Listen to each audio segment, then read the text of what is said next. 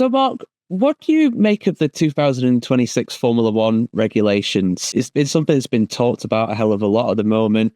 A lot of controversy from people thinking they're a good thing, some other people thinking it's a bad thing, and that it's not going quite enough in terms of the size of the cars and the environmental impact. But what's your overall take on it? I mean, being really open, I haven't had a great delve into what the 26 regulations are, other than seeing some of the highlights of different engine configuration, maybe a little bit more weight reduction, taking a bit of the size of the car out. I mean, listen, Formula One, I mean, being around motorsport 40 odd years now, you see different regulations come into effect, and you've seen that in F1, time and time again. 9 times out of 10 is trying to slow the cars down a little bit to like reset and go again, because, they get to the point where it becomes almost out of the human's ability to steer these things around a race circuit. That's the levels of performance. But, I think what we have to really zoom in on is, yes, there's the environmental impact and sustainability side, but I think also there's the entertainment side. And to get that right, we need to make sure that we have cars that are actually raceable, and we get some wheel-to-wheel combat back in effect. So I think that's the big thing for a lot of us as purists.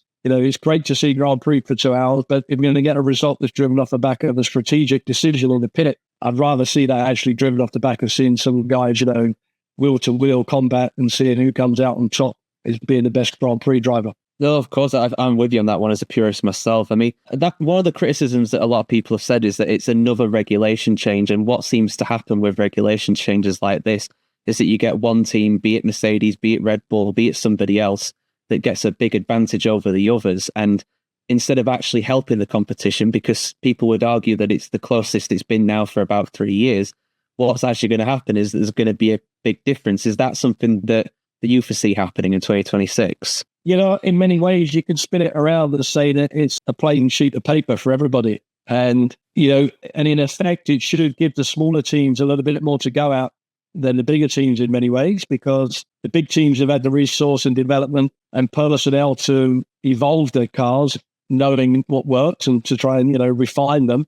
Going into 26, it's a whole new ball game for everyone. So, there should be more of a chance for the teams to actually reduce the gap. Yes, you're always going to get the big guys that might have a bit more resource and a bit more sort of energy that they can put behind it in terms of the design process and that. But, I would hope there's enough positivity there that those guys in the smaller teams can make the difference.